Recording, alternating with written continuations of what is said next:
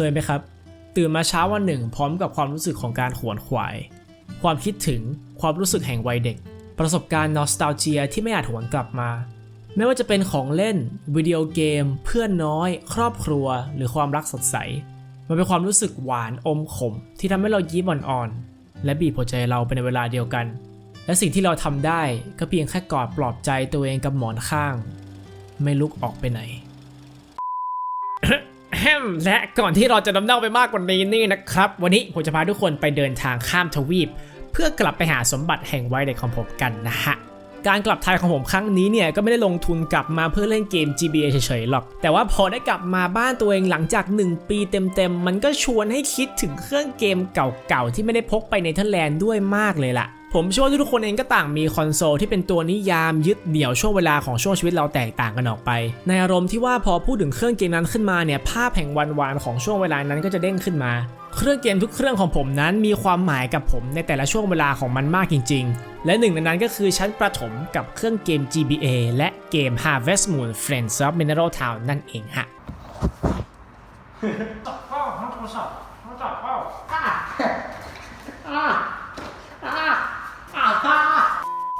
เกมปลูกผักเกมนี้เนี่ยถึงอาจจะไม่ใช่เกมที่ได้รับความนิยมในแดนตะวันตกสักเท่าไหร่แต่ในเขตเอเชียและบ้านเราแล้วเนี่ยมันเป็นหนึ่งในเกมตำนานคู่ชาติของเราเลยเชื่อว่าหลายๆคนเนี่ยไม่ว่าจะเป็นใครก็ตามถึงแม้อาจจะไม่เคยเล่นก็ต้องเคยคุ้นเคยกับชื่อเสียงเรียงนามของมันกันดียิ่งสำหรับพวกเราที่หลงใหลและได้เคยเข้าไปใช้ชีวิตในโลกนี้กันแล้วเนี่ยก็คงมีประสบการณ์ดีๆมากมายผุดขึ้นมาเมื่อนึกถึงเกมนี้ในเกมนี้เนี่ยนะฮะเราได้รับบทเป็นเด็กหนุ่มที่วันหนึ่งได้พลัดหลงจากครอบครัวระหว่างทริปท่องเที่ยวไปโผล่ยังฟาร์มของคุณตาใจดีคนหนึ่งเพื่อเป็นการปลอบเราคุณตาได้พาเราไปสนุกและทำความรู้จักกับส่วนต่างๆของตัวฟาร์มจนเราได้พบปะกับเพื่อนสาวที่ได้สร้างสายสัมพันธ์ที่ดีกับเราในระหว่างที่เรารอผู้ปกครองของเรามารับหลายปีผ่านไปเราได้กลับมาที่ตัวฟาร์มนี้อีกครั้งหนึ่งตามคำสัญญาที่มีไว้ให้กับคุณตาและเด็กหญิงคนนั้นแต่ปรากฏว่าคุณตาได้เสียชีวิตลงแล้วและได้ทิ้งฟาร์มนี้ไว้ให้กับเราได้สานต่อและนั่นก็คือจุดเริ่มต้นของตำนานในชีวิตแห่งดินแดนใหม่นี้ของเราจริงๆแล้วแรงบันดาลใจที่เป็นจุดเริ่มต้นที่ทำให้ผมคิดไอเดียวิดีโอนี้ขึ้นมาเนี่ยมาจากประสบการณ์ของผมที่ฟาร์มอัลปาก้าเมื่อช่วงฤดูใบไม้ร่วงของปีก่อนที่ผ่านมานี้นะฮะผมและกลุ่มเพื่อนได้มีโอกาสไปถ่ายทำสารคดีเกี่ยวกับฟาร์มอัลปาก้าณเขตเซลันประเทศเนเธอร์แลนด์ภาพที่เด้งขึ้นมาในหัวเราเวลาพูดถึงคำว่าฟาร์มของฝรั่งกับบ้านเราเนี่ยค่อนข้างต่างกันมากพอสมควรสมัยเด็กๆผมอยากจะเป็นชาวนาก็เพราะว่าเกม Harvest Moon นี่แหละแต่ทุกครั้งที่กลับไปหาไร่นาที่บ้านของคุณยายผมก็แอบผิดหวังกับมันที่มันไม่เหมือนในเกมทุกครั้งไปจนตอนนั้นผมคิดว่าภาพฟาร์มที่ผมเห็นในเกม Harvest Moon เนี่ยคงเป็นไปได้แค่ในโลกจินตนาการพอโตขึ้นมาเนี่ยเลยรู้ว่าจริงๆแล้วมันมีอยู่จริงและหน้าตาที่สะท้อนถึงฟาร์มของจินตนาการของผมในตอนนั้นเนี่ยก็คือ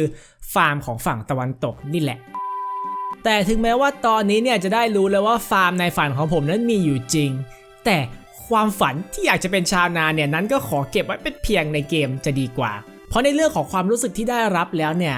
ผมเชื่อว่าชีวิตจริงคงไม่มีวันเหมือนกับภายในเกมได้อย่างแน่นอนในสายตาของคนที่ไม่คุ้นเคยเนี่ยการได้ยินถึงเกมปลูกผักอาจจะฟังดูน่าเบื่อแต่ความรู้สึกจากการทำกิจกรรมในฟาร์มและความสมจริงของสายสัมพันธ์ที่เต็มไปด้วยความอบอุ่นและชีวิตชีวาจากผู้คนในเมืองเป็นสิ่งที่จนถึงทุกวันนี้เกมหลายเกมเองยังไม่สามารถลอกเลียนได้หน้าที่หลักๆของเราในตัวเกมนั้นเนี่ยก็คือการหาตังค์เพื่อพัฒนาฟาร์มของเราและวิธีการนั้นก็มีให้เลือกตามมากมายหลายสไตล์กันไปไม่ว่าจะเป็นการปลูกผักเลี้ยงสัตว์จับปลาเก็บของป่าหาแร่หรือแม้แต่พนันม้าและทุกระบบการหาตังค์นั้นก็จะมีลูกเล่นและระดับที่ทำให้เราต้องคอยสังเกตและพัฒนาตัวเองอยู่เรื่อยๆเช่นการอัปเกรดอาวุธการคอยดูแลสุขภาพของสัตว์ในฟาร์มหรือการตรวจสอบสภาพอากาศและฤดูกาลเพื่อปลูกเมล็ดพืชในส่วนของเหล่าชาวเมืองในเกมนี้เนี่ยอย่างที่ได้ว่ากันไปให้ความรู้สึกเหมือนกับว่าทุกคนมีชีวิตอยู่จริงๆทุกคนต่างมีหน้าตานิสัยและเอกลักษณ์เป็นของตัวเองบวกกับรายการกิจกรรมและอาชีพที่หลากหลายทำให้เหล่าชาวเมืองคอยเดินทางและทำภารกิจของตัวเองและตอบโต้ช่วยเหลือซึ่งกันและกัน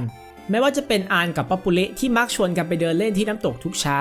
การที่คาเรนออกมานั่งคุยกับริกหน้าร้านของเธอระหว่างที่เขากำลังพักจากการจ่ายตลาดจุดนัดพบของเหล่าคุณนางที่คอยจับกลุ่มเมาส์กันในเมืองหรือฉากที่เหล่าคุณลุงคุณป้าเข้าไปพักกินข้าวเย็นหลังจากเลิกงานที่ร้านอาหารของดักในความเป็นจริงมันอาจจะเป็นเพียงแค่การเขียนโค้ดขั้นพื้นฐานแต่ว่ามันได้สร้างภาพบรรยากาศและภาพมายาที่ทำให้เราเห็นแล้วอดคิดไม่ได้จริงๆว่าในทุกตัวละคร NPC เนี่ยมีหัวใจที่เต้นอยู่ และยิ่งทำให้เราอยากหลุดเข้าไปอยู่อาศัยกับโลกของผู้คนเหล่านี้เพิ่มขึ้นไปอีกหนึ่งสถานที่ที่โดดเด่นในเกม Harvest Moon นั้นก็คือเขตชายทะเลและทะเลของเซรันนั้นก็ทำให้ผมย้อนนึกถึงทะเลในเกมได้จริงๆช่วงบ่ายของวันเดียวกับที่ผมกับเพื่อนได้ไปถ่ายสารคดีกันที่ฟาร์มอัลปาก้าพวกเราก็ได้ตัดสินใจไปฉลองความสำเร็จของเรากันที่ชายหาดที่อยู่ใกล้ๆไล่คอมโบของการที่ได้ไปทะเลหลังจากที่ไปอยู่ฟาร์มมาครึ่งวันเนี่ยมันก็เปิดสวิตช์ในใจผมให้อดนึกถึง Harvest Moon ไม่ได้จริงๆแต่ด้วยความที่อากาศฤดูใบไม้ร่วงเนี่ยมันหนาวเกินกว่าจะลงไปเล่นในน้ำได้พวกเราเลยนั่งปิกนิกกันอยู่บนชายหาดและดื่มด่ำกับบรรยากาศรอบตัวกันแทนนะฮะถึงจริงๆแล้วเหตุผลหลักที่ตัวเกมต้องการให้เราเก็บตังค์นั้นก็คือเพื่อพัฒนาฟาร์มของเราเพื่อสานต่อเจตนาของคุณตาที่เสียไปแต่ก็ต้องขอโทษด้วยนะครับคุณตาเพราะในฐานะผู้เล่นเนี่ยเราก็รู้กันดีอยู่แล้วว่าตังค์ทั้งหมดที่ตกไปอยู่เนี่ยมันไปอยู่ที่ไหนกันแน่พนันมายังไงล่ะใช่ก็ถุยสิแหมจีบสาวต่างหากระบบการจีบสาวในเกมนี้เนี่ยถือว่าเป็นเหตุผลหลักที่ทำให้คนหลายคนมีแรงฮึดสู้ที่จะตั้งใจทำงานหาตังค์กันจนฉากเปิดตัวที่เสียชีวิตของคุณตาไปเนี่ยก็เทียบไม่ได้พูดเลยผมจำได้เลยว่าถ้าผมตั้งโพสต์ถามเกี่ยวกับเกมนี้ไปในเพจ Facebook เนี่ยแทบจะไม่มีใครมองมันเป็นเกมปลูกผักเลยสักคนโอ้ผมชอบจีบผู้หญิงคนนู้นผู้หญิงคนนั้นน่ารักสุดไปเลยนะครับพูดถึงเกมนี้แล้วเนี่ยต้องคิดถึงสาวคนนั้นจังนะแต่มันก็ช่วยไม่ได้จริงๆแหละนะผมเองเนี่ยก็เป็นหนึ่งในคนที่หลงไหลระบบรักในเกมนี้มากจริงๆโดยเฉพาะตัวผมในวัยประถมตอนนั้นเนี่ยที่ไม่กล้าแม้แต่จะเปิดปากคุยกับผู้หญิงวัยเดียวกัน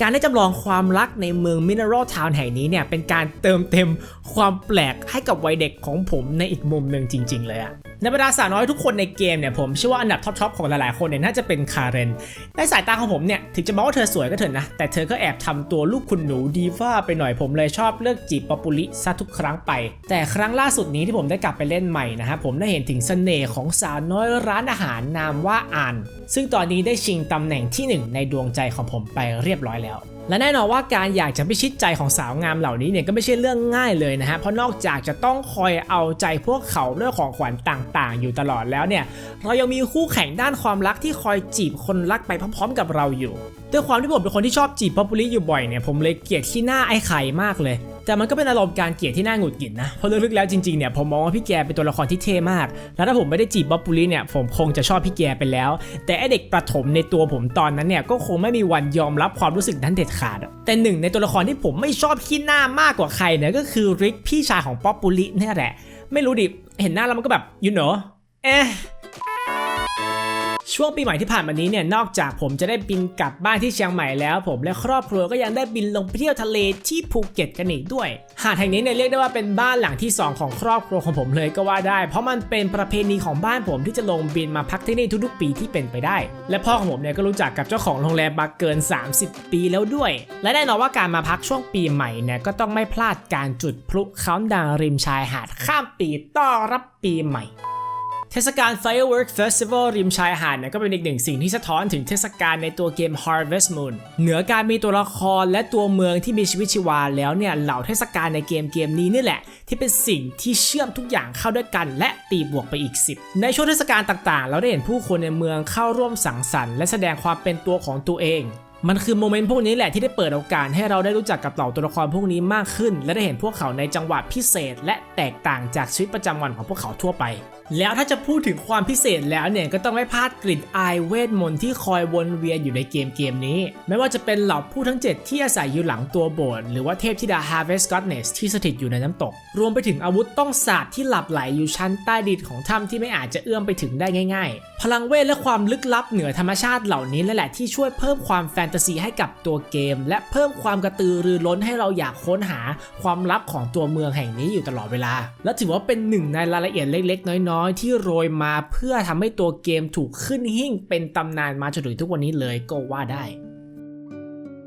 โดยรวมแล้วสำหรับพวกเราหลายๆคนที่โตมากับมันโบคุโจโมโนกาตาริ Harvest Moon Friends of Mineral Town เป็นมากกว่าเพียงแค่เกมปลูกผักธรรมดามันเป็นเกมที่เป็นส่วนหนึ่งที่นิยามช่วงเวลาที่ดีช่วงเวลาหนึ่งของชีวิตเราผ่านตัวเกมนี้เราได้สัมผัสถึงสายสัมพันธ์ความอบอุ่น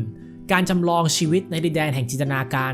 escapism หรือการหลบหนีความเป็นจริงไปอยู่กับอารมณ์แห่งโลกจินตนาการเป็นศัพท์ที่เด้งขึ้นมาบ่อยครั้งในคาบเรียน Media Psychology ที่มหาลัยผมบางคนอาจมองว่าพวกที่อยากหนีจากมิติแห่งความเป็นจริงคือพวกขี้แพ้ไม่ยอมโตแต่ผมว่าเปล่าเลยเราต่างก็มีความฝันความเพ้อเจ้อที่ต่างคิดถึงอยู่ตลอดเวลากันทั้งนั้นไม่ว่าจะเป็นผ่านการเล่นเกมการอ่านนิยายหรือการดูหนังการอยากหลุดเข้าไปอยู่ในดินแดนแห่งจินตนาการเนี่ยเป็นเรื่องธรรมชาติของมนุษย์และถึงมันจะเป็นเพียงแค่โลกแห่งจินตนาการก็ตามเนี่ย